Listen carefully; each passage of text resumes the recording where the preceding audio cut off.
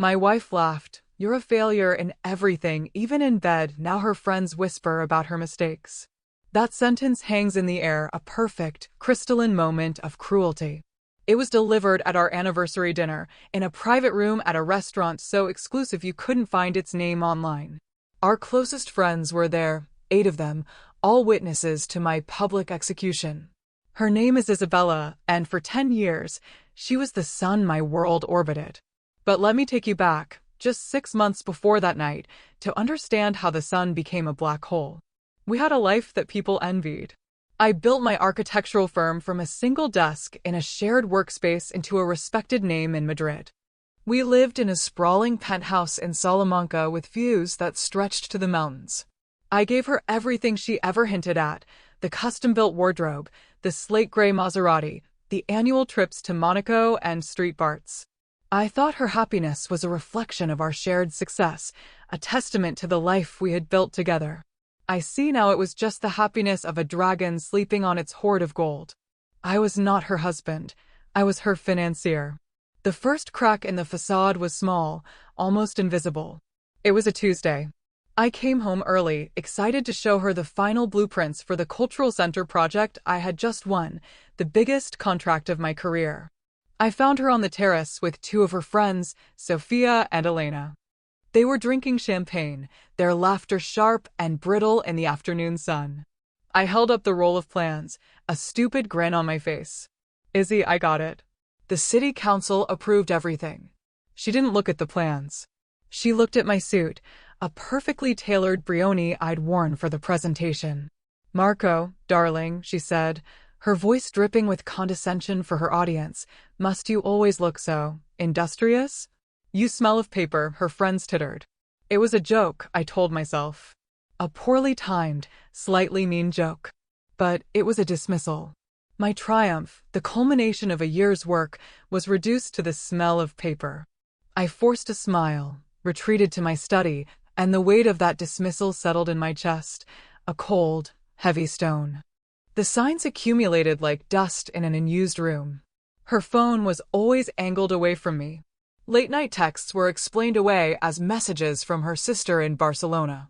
She started talking about a man named Alejandro, a self-proclaimed art investor who was always flying to Geneva or Hong Kong. He was brilliantly connected, dangerously charming. She spoke of him with a breathless admiration she hadn't used for me in years. She began criticizing my choices, my friends, even the way I drank my coffee. My presence in her life seemed to have become an inconvenience, a dull, reliable utility she had to tolerate. The test, as I later called it, was simple. I knew she had been complaining about her car. I told her I was considering upgrading it for her birthday, maybe to the new convertible model. Her eyes lit up. For a week, she was the woman I married again, attentive, affectionate, laughing at my jokes. Then I told her the cultural center project had hit a major financial snag. I said we might have to tighten our belts for a year or 2, that the new car was definitely off the table. The light in her eyes didn't just dim, it was extinguished. The coldness returned instantly, this time with a sharp, cutting edge of resentment. She didn't offer a word of support. She just sighed dramatically and said, "Of course. Something always goes wrong with your projects." She had passed my test with flying colors. She didn't love me, she loved what I provided. The discovery, the moment the world shifted on its axis, happened 2 weeks later. I came home to a silent apartment. I thought she was out, but then I heard her voice, a low murmur from our bedroom. She was on the phone, her back to the door, which was slightly ajar. I stood in the hallway unseen. Her voice was light, conspiratorial. It was a voice I hadn't heard her use with me in a very long time. "He has no idea, Sophia," she was saying, followed by that sharp, brittle laugh. "He walks around with his blueprints and his serious face, thinking he's building an empire. It's adorable, really." A pause. "Alejandro thinks he's hiding assets.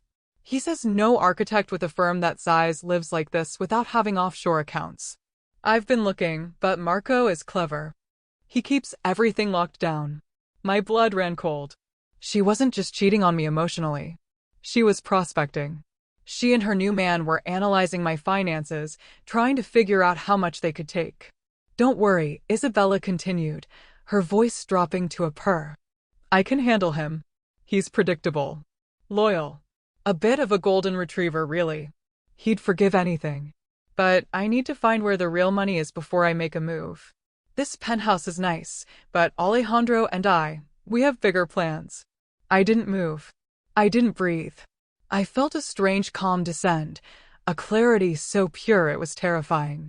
The hurt was there, a deep, seismic shock, but on the surface was ice. I quietly backed away from the door, took out my phone, and started recording. I stood there for another 5 minutes, capturing every venomous word, every casual betrayal, every detail of her plan to gut my life. She called me boring. She mocked my parents. She laughed about a time I'd been sick and she'd gone to a party instead of caring for me. When she finally hung up, I slipped my phone into my pocket and walked out of the apartment. I walked for hours through the streets of Madrid, the recording a hot, dense weight in my pocket. By the time the sun set, the man who had left that apartment was gone forever. In his place was someone else, someone colder, more methodical. Someone who understood that this was no longer a marriage. It was a war. The next morning, I called Javier. We'd been friends since university, and he was now one of the most ruthless divorce attorneys in Spain. We met at a small cafe far from my usual haunts. I didn't tell him the whole story at first. I simply said, I need to protect my assets from my wife. He looked at me over his glasses, his expression grim. Marco, what happened? I played him the recording. He listened, his face impassive. When it was over, he put the phone down on the table between us. He didn't offer condolences. He didn't say he was sorry. He just said, good. You have evidence. Now we work. That was the beginning of the next 3 months. On the surface, I was the same husband. I came home from work, asked about her day, and endured her thinly veiled insults. I was the golden retriever she believed me to be. But my days were a whirlwind of calculated maneuvers. Javier and I worked with a forensic accountant. We restructured my company, moving the ownership into a newly created trust that my father and I were the sole trustees of. It was completely legal, designed to protect the business from external claims in a divorce. My personal fortune, the money I had earned before our marriage, and the inheritance from my grandmother was moved into new accounts under the trust's name. I left our joint accounts with just enough to maintain our lifestyle, but I set alerts for any large withdrawals. I documented everything. Every €1,000 handbag, every spa weekend with her friends, every dinner at a Michelin-starred restaurant that she paid for with our joint card. I compiled a spreadsheet of her spending over the last 2 years. The total was staggering. It painted a picture not of a partnership, but of a parasite. While I was building my fortress, Isabella was growing more confident, more brazen. She saw my quietness not as a threat, but as surrender. She thought my long hours at the office were a sign of weakness, that I was burying myself in work because I was losing her and was too pathetic to fight for her. Alejandro was a frequent topic of conversation now. She'd drop his name casually, talking about a gallery he'd just opened or a rare painting he'd acquired. It was a power play, designed to make me feel small and provincial. She didn't know I was tracking their movements. I hired a private investigator, a discreet professional Javier recommended. He provided photos. Isabella and Alejandro having lunch. Isabella and Alejandro entering a boutique hotel. Isabella and Alejandro kissing in his car. Each photo was a nail in her coffin, and I filed them away with cold, emotionless precision. She became careless. One evening, she left her laptop open. A chat window was visible. It was with Alejandro. They were discussing their future. They had a timeline. She was planning to leave me right after our 10th anniversary, which was a month away. She wrote, I'll get a massive settlement. He's too sentimental to fight me. We can buy the villa in Marbella by Christmas. That was when I decided the venue for her downfall. Our 10th anniversary. She had already started planning a lavish party, insisting we rent out the private salon at Restaurante Orfila. It would be an intimate affair, just our closest circle. A celebration of us, she'd said, smiling a smile that didn't reach her cold eyes. Oh, it would be a celebration, all right. Just not for her. The night of the party arrived. Isabella was radiant in a silver gown that must have cost a fortune. She greeted our friends with air kisses, the perfect hostess, her arm linked through mine. I played my part. I was the doting, slightly overwhelmed husband. I smiled, I mingled, I made small talk. But inside, I was a block of ice. I watched her friends, the same ones who had tittered on the terrace, and saw the pity in their eyes. They thought she was leaving me for a more exciting man. They had no idea of the cliff she was about to be pushed from. Dinner was served. The wine flowed. The conversation was light and meaningless. Finally, after dessert, Isabella tapped her glass with a spoon. "My darling husband," she began, beaming at me, "wants to say a few words." I stood up. The room quieted. I held my wine glass. "Thank you all for coming," I started, my voice steady. 10 years. It's a long time. A decade of building a life. I remember when Isabella and I had nothing but a tiny apartment and big dreams. I dreamed of building beautiful things and she dreamed of owning them. A few nervous chuckles. Isabella's smile tightened. I worked hard to make her dreams come true, I continued, looking directly at her. I thought that was my role. To provide. To build a world so perfect she would never want for anything. And I succeeded. She has the penthouse, the cars, the clothes. She has everything she ever wanted. I paused, letting the silence stretch. But it turns out, I made a grave miscalculation. I thought she wanted a life with me. It turns out, she just wanted my life. Her face went pale. "Marco, what are you doing?" she whispered, her voice sharp. I ignored her. I recently discovered that my partnership has been reevaluated. My partner in this marriage has been seeking outside investment, so to speak. I looked around the table at our stunned friends. She has been collaborating with a man named Alejandro. You may have heard of him. He's an art investor. Together, they've been appraising my assets, trying to determine the liquidation value of my life's work. They even have a timeline. They plan to buy a villa in Marbella by Christmas. With my money, of course. A collective gasp went through the room. Sophia and Elena stared at their plates. They knew. Of course, they knew. Isabella stood up, her chair scraping against the floor. "You're drunk," she hissed. "You're embarrassing me." "Am I?" I asked calmly. I didn't raise my voice. I didn't need to. "Is it embarrassing that I know you've been trying to find my offshore accounts?" "I'm sorry to disappoint you, but there aren't any. There is only my business, which, as of 3 months ago, is held in a trust you cannot touch. And our joint accounts, which, as of this afternoon, are empty." Her face crumpled. The mask of the elegant socialite shattered, revealing the greedy, terrified woman beneath. "But the most embarrassing thing," I said, my voice dropping lower, "is that you thought I was a fool. You thought I was weak. You laughed at me.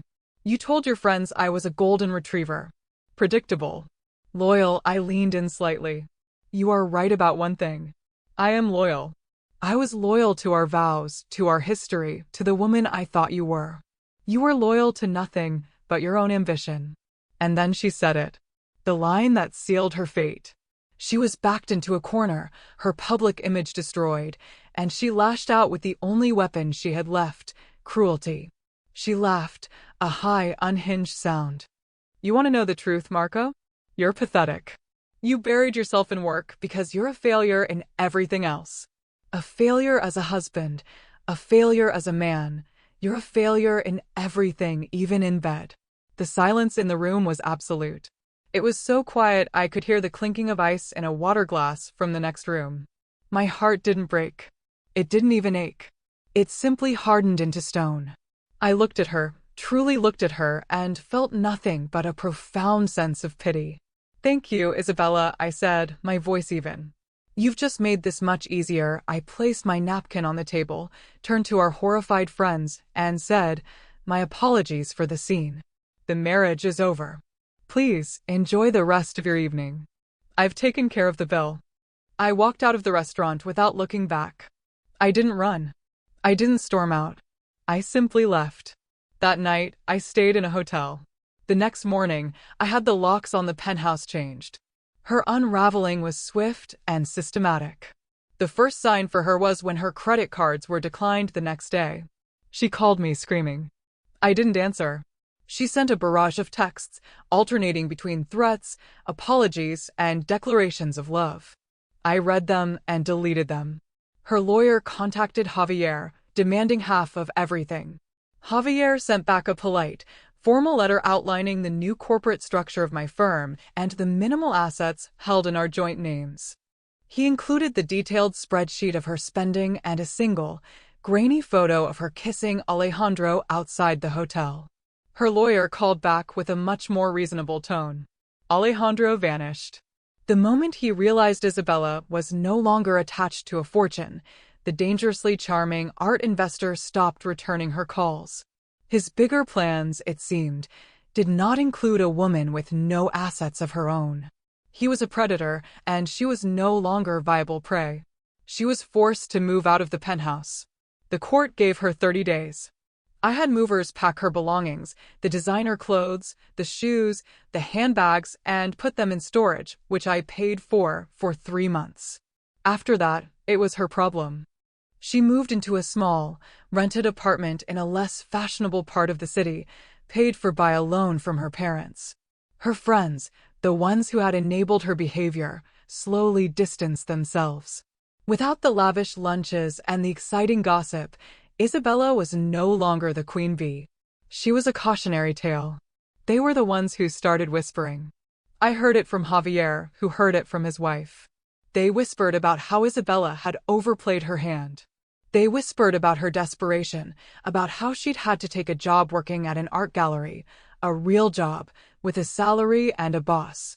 They whispered about her mistakes. The divorce was finalized 6 months after that disastrous anniversary dinner.